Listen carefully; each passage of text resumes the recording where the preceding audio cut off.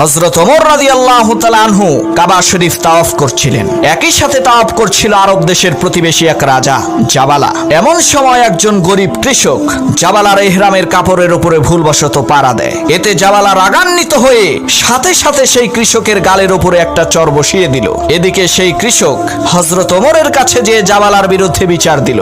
জাবালা ছিল হযরত ওমরের শক্তিশালী একজন মিত্র এবং খুব ভালো একজন বন্ধু।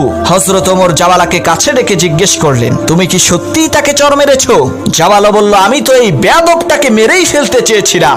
শুধুমাত্র এই কাবা শরীফের সম্মানে আমার রাগকে কন্ট্রোল করে তাকে একটা চর দিয়েছি। হযরত ওমর বলল, শোনো জাবালা, এই কৃষক ইচ্ছা করে তোমার ইহরামের কাপড়ে পাড়া দেয়নি, এটা ভুলবশত হয়ে গেছে। এটা শুধুমাত্র একটা দুর্ঘটনা।